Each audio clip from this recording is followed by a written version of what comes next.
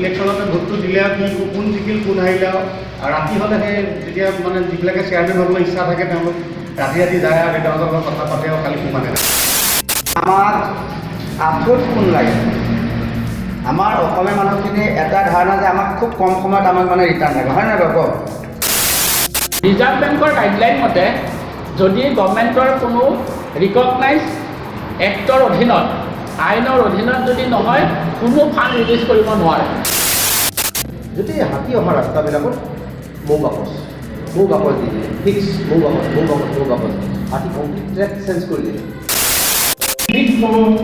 বা বাতৰি কাকতখন যেতিয়া খোলোঁ তেতিয়া দেখা পাওঁ চৰকাৰে বিভিন্ন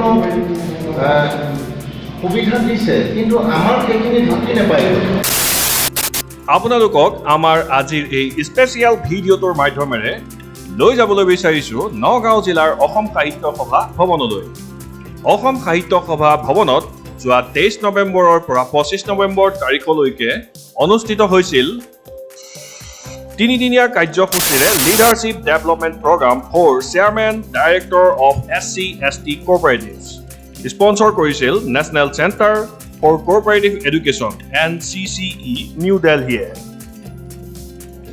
আমাৰ এই স্পেচিয়েল ভিডিঅ'টো আপোনালোকে অকমানো স্কিপ নকৰাকৈ একেৰাহে চাই থাকক So friends, বলক এতিয়া ভিডিঅ'টো আৰম্ভ কৰোঁ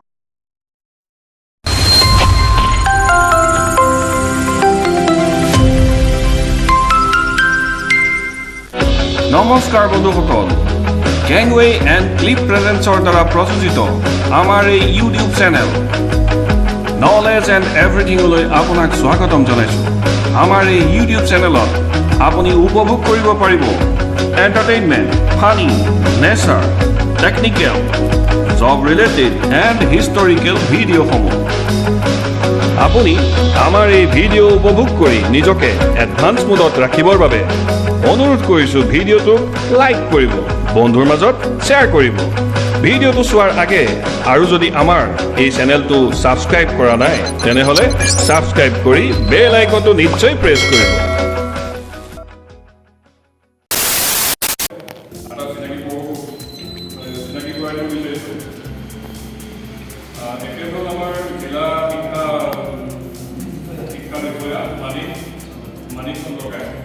আৰু সেয়া হ'ল আমাৰ বিশ্বজিৎ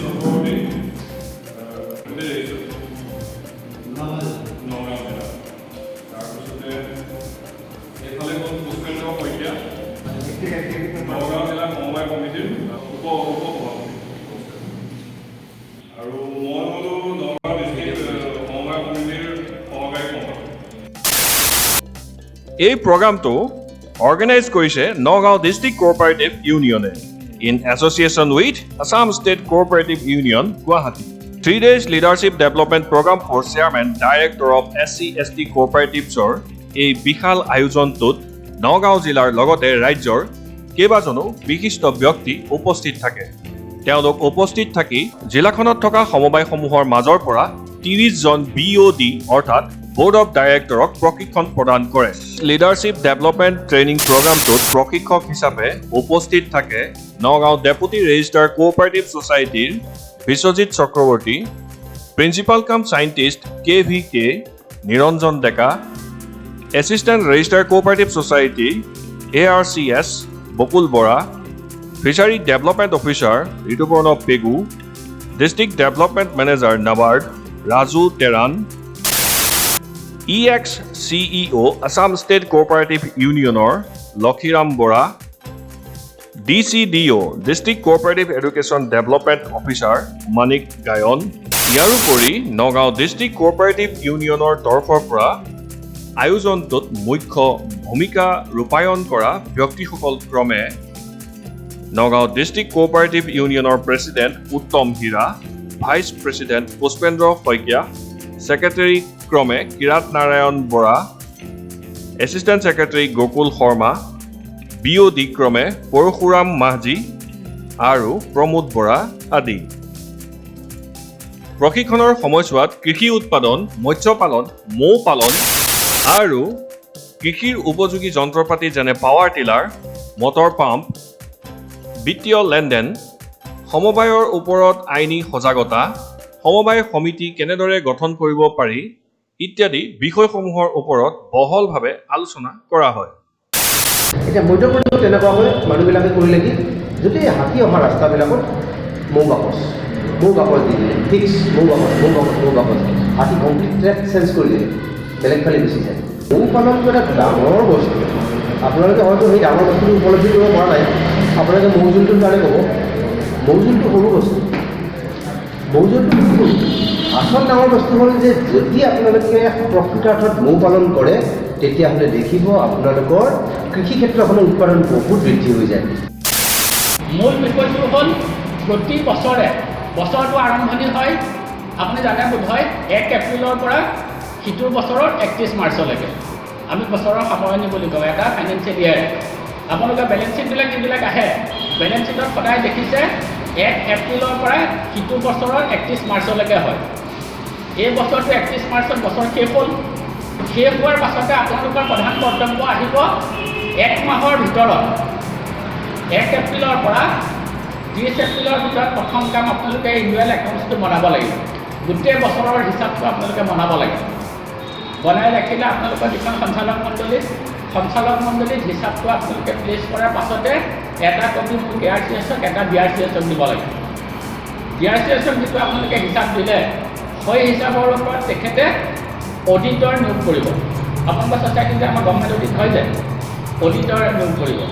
অডিটেড বেলেঞ্চ শ্বীটখনত আপোনালোকে পঢ়ি চালে গম পাব, আমাৰ অডিটৰে যিটো চাৰ্টিফিকেট দিয়ে, আগতে চিল এটা মাৰে ভালকৈ পঢ়িব নোৱাৰে, আজিকালিতো DTP কৰিয়ে দিয়ে।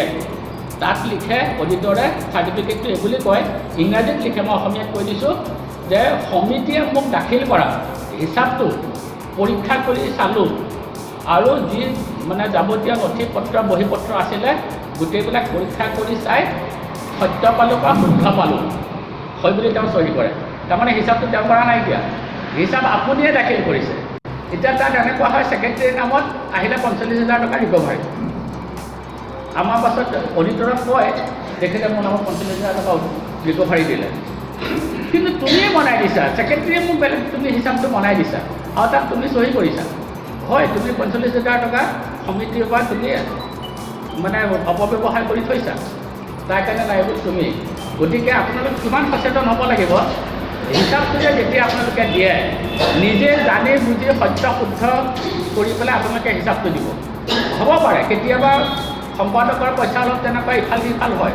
আৰু ৰেজিষ্ট্ৰেশ্যন কি কাৰণে লাগে, এটা কাৰণ হয়তো ৰেজিষ্ট্ৰেশ্যন কৰাৰ লগে লগে আপুনি হয়তো 1000 আপোনাৰ সমিতিৰ সদস্য আছে, এই 1000 সদস্যই আপোনালোকৰ বিৰোধীখন আৰু সম্পাদকক ওপৰত ভৰসা কৰি পেলাই কাম চলাবলৈ দিছে। তেওঁলোকৰ শ্বেয়াৰ আছে, যদি আপোনালোকে পইচা আনইউটিলাইজ কৰিছে তাৰ কাৰণে আপুনিতো এনেই সাৰি যাব।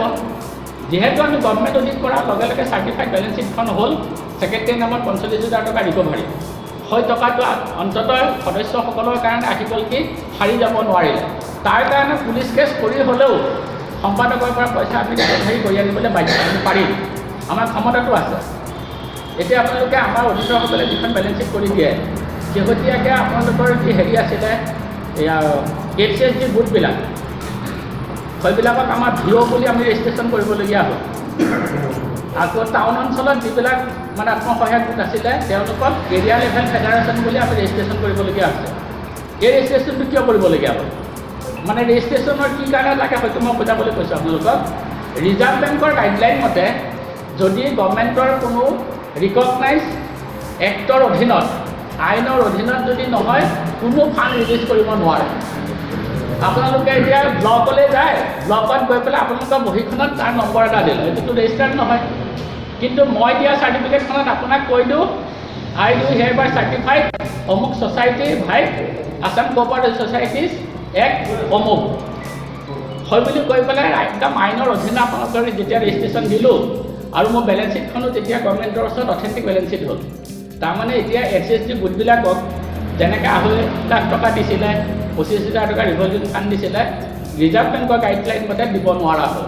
নোৱাৰা হোৱাত এতিয়া ক'ত ৰেজিষ্ট্ৰেশ্যন কৰিব? ৰেজিষ্ট্ৰেশ্যন কৰিবলৈতো এখন আইনৰ অধীনত লাগিব। তেতিয়া বহুতবাৰ এইবিলাক আলোচনা হৈছে, মই নিজে আছিলোঁ তেতিয়া ষ্টাফ কলেজত, আমাৰ নন্দী ছাৰ আছিলে ছেক্ৰেটেৰী, তেওঁৰ লগত 4 দিন আলোচনাৰ অন্তত তেখেতে পাৰ্মিশ্যন দিছে ৰেজিষ্ট্ৰেশ্যন কৰক। মানে কি হয়, যদি আপোনালোকে NGO ৰেজিষ্ট্ৰেশ্যন কৰিবলৈ যায় NGO ৰেজিষ্ট্ৰেশ্যন কৰিলে আপোনালোকৰ তাত প্ৰফিটেবলৰ কথা নাই, আপোনালোকে সেৱা মানৱ সেৱাতে আপোনালোকে কাম কৰিব। কোম্পানী এক্টত কৰিব লাগিলে সক্ষম আইন বহুত জটিল, সিমানখিনি আপোনালোকে ঢুকি নাপায়গৈ। গতিকে এটাই বিকল্প আছে, কোঅপাৰেটিভ এক্টত আপোনালোকে ৰেজিষ্ট্ৰেশ্যন কৰিব লাগিব। কোঅপাৰেটিভ এক্টত আপোনালোকে ইমান লাখ আত্মসহায়ক গোট আমি ৰেজিষ্ট্ৰেশ্যন কৰিব নোৱাৰোঁ। গতিকে 10-12টাকৈ গোট আমি লগ লগাই ভিলেজ অৰ্গেনাইজেশ্যন নাম দি আমি ৰেজিষ্ট্ৰেশ্যন কৰিছোঁ। আৰু ইতিমধ্যে এইবিলাক ছ'চাইটি আমাৰ চলি আছে, অডিটটো আৰম্ভ হৈছে এতিয়া, আৰু এজেণ্টবিলাক চলি আছে, তেওঁলোকে নাজানোতো স্বাভাৱিক। NCDC লগত কি কৰিব পাৰে, লোনৰ কাৰণে যোগাযোগ কৰিব পাৰে, নাইবা পোনপটীয়াকৈ আপোনালোকে এটা প্ৰপাৰ প্ৰজেক্ট লৈ পেলাই তেখেতসকলৰ লগত যোগাযোগ কৰিব পাৰে। গতিকে এতিয়া আমাৰ যিবিলাক কৰ্পৰেটৰ আছে, আমি হতাশ। আমি প্ৰথমতে এখন ছ'চাইটি কৰোঁ, ভাবোঁ যে ইয়াৰ পৰা বহুত লাভালাভ হ'ব, কিন্তু দেখিছোঁ দেখোন যেতিয়া আমি লাহে লাহে এখোজ দুখোজকৈ আগবাঢ়িবলৈ লৈছোঁ, তেতিয়া দেখিছোঁ দেখোন বস্তুটো একোৱে নথকা নিচিনা হৈ যায়। কিয় নথকা নিচিনা হৈ যায়? যে আমাৰ এটা দুখ হৈছে যে আমাক আঁঠুত সোণ লাগে। আমাৰ অসমীয়া মানুহখিনি এটা ধাৰণা যে আমাক খুব কম সময়ত আমাক মানে ৰিটাৰ্ণ লাগে, হয় নাই বাৰু কওক? আঁঠুত সোণ লাগে বুলি কয় যিটো। फिर भी क्या होता है, ये फार्म मैकेनाइजेशन का एक टेक्निक है जिसके अंदर हमारी जो एग्रीकल्चर डिपार्टमेंट है उनके थ्रू कुछ सेलेक्टेड फार्मर्स के लिए, यानी फार्मर्स को तो बाद में सेलेक्ट करते हैं, लेकिन उनका एवरी ईयर का कुछ बजट होता है कि हमको इस साल में इतने ट्रैक्टर्स डिस्ट्रीब्यूट करने हैं, कंबाइंड हार्वेस्टर्स डिस्ट्रीब्यूट करने हैं, पावर टिलर्स डिस्ट्रीब्यूट करने हैं, या रोटावोटर्स डिस्ट्रीब्यूट करने हैं। तो एक कमेटी होती है, हमारे DC सर उसके हेड होते हैं, उनके अंडर एक कमेटी होती है, उसमें डिस्कस किया जाता है कि ये मशीन आज हम कौन से ब्लॉक में देंगे। ये एक जो है डेमोन्स्ट्रेशन के रूप में दिया जाता है। ये जो दिया जा रहा है डेमोन्स्ट्रेशन, यानी आपको दिया, आप जो काम कर रहे हैं इनको देखकर बाकी के लोग इंस्पायर होकर परचेज करने चाहिए। फिश फार्मर्स जो है वो लोग जो लोन लेते थे उसमें सपोर्ट मिलता था कि सब्सिडी के रूप में, ठीक है। तो अभी अराउंड 1 से 1.5 साल हो गए लगभग, गवर्नमेंट ऑफ इंडिया ने उसको टेम्पररी स्टॉप किया हुआ है। तो जैसे ही वो हो जाता है, हम हमारे जो लोकल डिपार्टमेंट है, फिशरीज डिपार्टमेंट, हम उनको इन्फॉर्म कर देते हैं। हम हमारे जो बैंकर्स हैं उनको भी इन्फॉर्म कर देते हैं, क्योंकि लोन तो बैंक से मिलना है, लोन बैंक से मिलना है, और वो जिनको भी लोन दे रहे हैं उनके पेपर्स या डॉक्यूमेंट्स कंपाइल करके वो नाबार्ड के उनके ऑफिस गुवाहाटी में है वहाँ पर देते हैं। वहाँ से फिर वो हमारे नाबार्ड ऑफिस में आता है, फिर हम वो रिलीज़ करते हैं। ये जो प्रोसीजर है वो आता है। সকলো মোৰ অশেষ ধন্যবাদ থাকিলে, কিয় কাৰণে আপোনালোকে এই মানে এইটো মানে সজাগতা কৰিছে যে তাৰ কাৰণে আপোনালোক সকলোকে মই ধন্যবাদ। যিখিনি জনপ্ৰতিনিধি আমাৰ উপযুক্ত বক্তাই কৈ গৈছে, জনপ্ৰতিনিধি যাক আমি নিৰ্বাচন কৰি আগুৱাই পঠিয়াম, তেওঁলোকে এইবিলাকৰ ক্ষেত্ৰত সদায় আমাক পিছ পেলাই থৈ দিয়ে, আগুৱাই নানে। আজি সঁচাকৈ মই ধন্য মানিছোঁ, আজি 3টা দিনে এই কাৰ্যসূচীত অংশগ্ৰহণ কৰি সঁচাকৈ ভাল লাগিছে। বিভিন্ন ডিপাৰ্টমেণ্টৰ পৰা যিকেইজন ব্যক্তিয়ে আহি আমাক নজনা কথা কিছু শিকালে। গতিকে 100% আমি হোৱা নাই কৃতকাৰ্য, কাৰণ সময়ো লাগিব, আমি তৎক্ষণাত ইমানখিনি আহৰণ কৰিব নোৱাৰিম, কিন্তু যিখিনি শিকিছোঁ এইখিনিও অলপ নহয় যথেষ্ট শিকিছোঁ। ভৱিষ্যতে এনেকুৱা অনুষ্ঠান পাতি আমাৰ দৰে মানুহখিনিক যদি আগুৱাই আনে, আপোনালোকে যিটো পদক্ষেপ লৈছে সঁচাকৈ ধন্যবাদৰ পাত্ৰ আপোনাকো। এই প্ৰশিক্ষণ কাৰ্যসূচীত ভাগ লোৱাৰ লগতে বিভিন্ন শিতানত উপস্থিত থাকে Rajib Hazarika, Kopili valley multipurpose cooperative society limited Chaparmukh, Minakshi Bordoloi, Nagaon district cooperative union, Ananta Das, Khatowal GPSS, Purnima Das, Prasanna Bordoloi, Raha সমবায় সমিতি, প্ৰবীণ স্বৰ্গীয়াৰী, চাপানলা বালিজুৰি কৃষি পাম সমবায় সমিতি, কবিতা দাস, চাপানলা বালিজুৰি কৃষি পাম সমবায় সমিতি, পুনধৰ বনিয়া, বৰহমপুৰ সমবায়, প্ৰদীপ দাস, মাধৱপুৰ সমবায়, অনন্ত দাস, বৰপানী যুটীয়া কৃষি পাম সমবায়, প্ৰবীৰ মজুমদাৰ বৰপানী যুটীয়া কৃষি পাম, জয়মতী পাটৰ চহৰী সমবায়, দিব্যজ্যোতি ডেকা ৰজা চহৰী সমবায়, পুনিৰাম দেউৰী ৰহা সমবায়ৰ, জানু ডেকা ৰজা ৰহা সমবায়, নৱকুমাৰ বিশ্বাস 14-15 নং নিহাৰী হাৰিয়া নদী সমবায় সমিতি কামপুৰ, মনোৰঞ্জন মণ্ডল অগ্ৰগতি মৎস্যজীৱী সমবায় সমিতি, প্ৰমোদ চন্দ্ৰ দাস 10 নং কলং নদী পাৰ্ট 4 মীন সমবায় সমিতি ৰহা, নৰেশ চন্দ্ৰ চৰকাৰ 141-142 নং বৰালিমাৰী চিতলমাৰী মীন সমবায় সমিতি, চন্দ্ৰ কুমাৰ বিশ্বাস 23 নং বৰপানী আৰু 58 নং লাওপানী মীন সমবায় সমিতি, ৰাজেন্দ্ৰ প্ৰসাদ দাস নিদৰ্শন ফিচাৰ কোঅপাৰেটিভ ছ'চাইটি, প্ৰদীপ বিশ্বাস কলাইখোৱা পশ্চিম খালৈভাঙা মৎস্যজীৱী সমবায় সমিতি, মুন কুমাৰ দাস দক্ষিণপাট সমবায় সমিতি, কাৰ্তিক বিশ্বাস দীঘলীয়াতী সমবায় সমিতি, শিলেশ্বৰ দাস সেউজ অসমী বৰপানী পৰিয়া জাতীয় কৃষি পাম সমবায় সমিতি, কুশল চন্দ্ৰ বিশ্বাস 23 নং বৰপানী আৰু 58 নং লাওপানী মীন সমবায় সমিতি ৰহা, মনোৰঞ্জন বিশ্বাস 23 নং বৰপানী আৰু 58 নং লাওপানী মীন সমবায় সমিতি ৰহা, নিপুল চন্দ্ৰ দাস 10 নং কলং নদী পাৰ্ট 4 মীন সমবায় সমিতি ৰহা, পবিত্ৰ দাস 10 নং কলং নদী পাৰ্ট 4 মীন সমবায় সমিতি, অনন্ত দাস 10 নং কলং নদী পাৰ্ট 4 মীন সমবায় সমিতি ৰহা, দুলেন শৰ্মা চলচলি সমবায় সমিতি, জয়ন্ত শৰ্মা চলচলি সমবায় সমিতি, ৰজিমণি গায়ন বীণা বৰা প্ৰণামী বৰদলৈ আৰু তপন দাস জুৰীয়া সমবায় সমিতি। এইসকল ব্যক্তিয়েই এই অনুষ্ঠানটোত উপস্থিত থাকি অনুষ্ঠানটোৰ সৌষ্ঠৱ বৃদ্ধি কৰে। এই ইউটিউব চেনেলটোৰ তৰফৰ পৰা আমাৰ টীমৰ আপোনালোকলৈ এক বিশেষ অনুৰোধ, আমাৰ এই ভিডিঅ'টো চোৱাৰ শেষত আপোনালোকে তলত থকা লাইক, ছাবস্ক্ৰাইব আৰু বেল আইকনটো নিশ্চয় প্ৰেছ কৰিব। চ' ফ্ৰেণ্ডছ, আজি আমাৰ এই স্পেচিয়েল ভিডিঅ'টো চাই আপোনালোকে কেনেকুৱা পালে তলত থকা কমেণ্ট বক্সত কমেণ্ট কৰি জনাবলৈ নাপাহৰিব। আজিলৈ বিদায় ফ্ৰেণ্ডছ, টেক কেয়াৰ, বাই বাই।